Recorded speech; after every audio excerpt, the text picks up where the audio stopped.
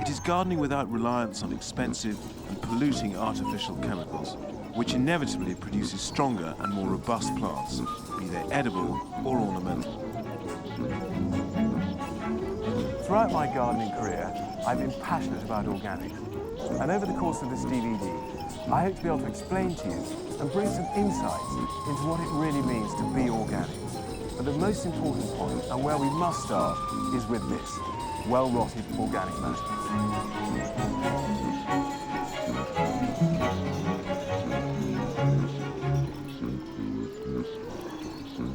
So if well-rotted manure is the bedrock of organic gardening, it's important to understand what we mean by well-rotted. Now, this is a pile of horse manure with the bedding on which the horses have been bedded, which has been through a process of fermentation. That means it's cooked and it's gradually rotting down to a state whereby the plants can receive the nutrients. Now, what's absolutely critical about organic gardening is that we understand we're not feeding the plant, we're feeding the soil. And it's from the soil that the plants ultimately get fed.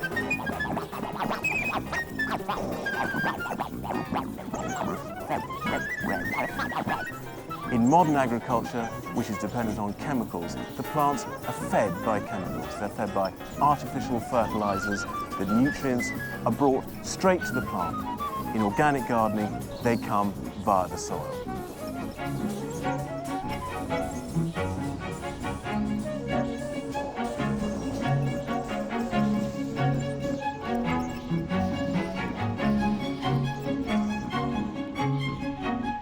So in order to illustrate some of these organic techniques, whether with edibles or ornamentals, we've come to Jan Howard's walled garden here at Cowdray Park in West Sussex, where she concentrates on horticultural best practice by the organic method.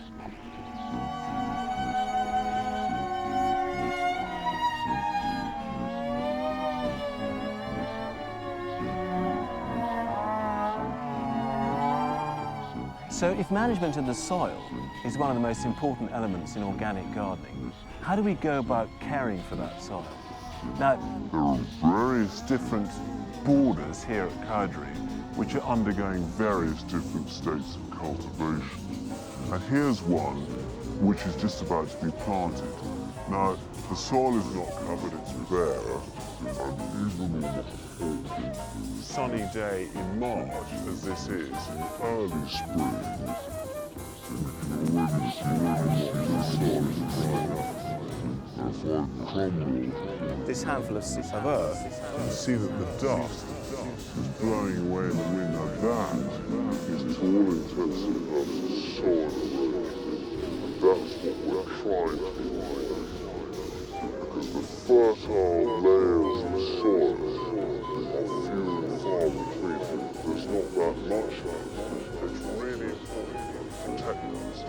Now, if the soil was filled with mulch, we'll be able to see just how much the soil underneath that mulch is protected so that the life can prosper. That's what's important about organic gardening.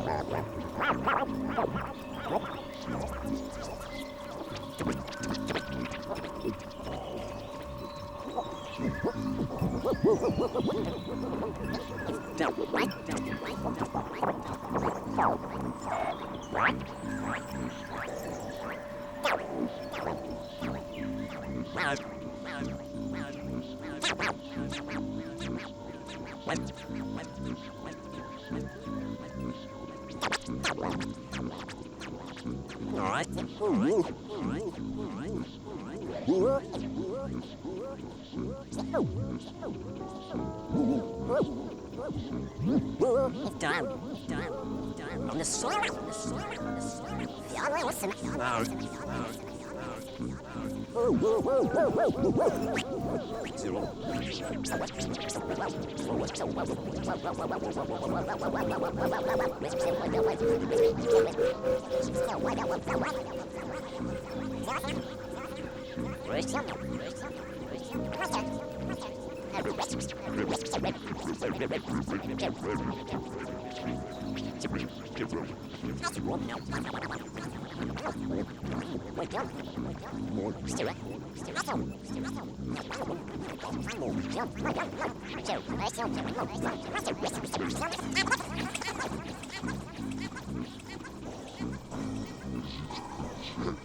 So, we scrape it back, we find moisture.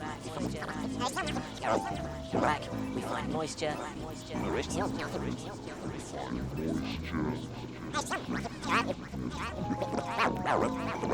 Back, we find moisture.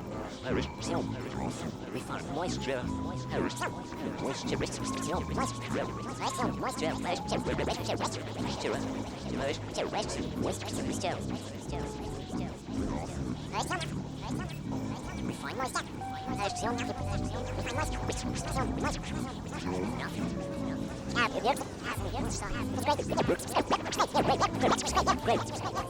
Back, find moisture, find the soil is cool, it's damp, and the soil life, which is actually giving the plant its nutrients, as well as the organic matter, is protected. And that's what you find if you go to the most stable point on the planet, the forest. The leaflet falls, and it creates this constant.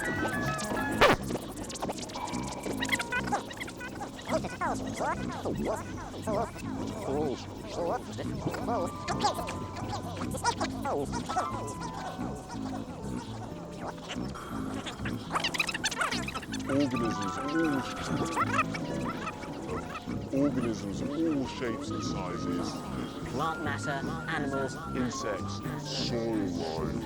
fungi, bacteria, it's all living and dying to create nutrients for plants. So if you can emulate the forest floor by adding a mulch, You create the perfect environment, organic environment. in which plants can prosper.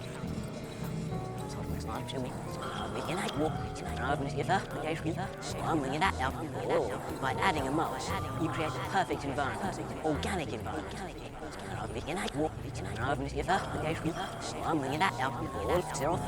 You can emulate the forest floor by adding a mulch. You create the perfect environment, organic environment, in which plants can prosper. If soil fertility is the way to produce healthy plants, that fertility has to come from somewhere. For organic gardeners, bulky organic matter in the form of farmyard or stable manure can be hard to come by. However, there is one source that we have easy access to.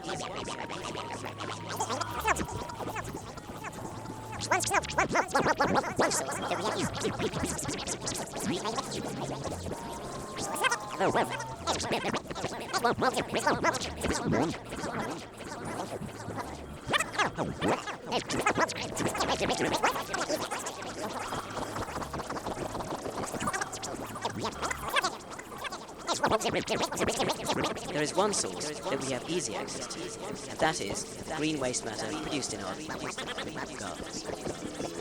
At the Lost Gardens of Polygon in Cornwall, huge emphasis is put upon the manufacture of compost.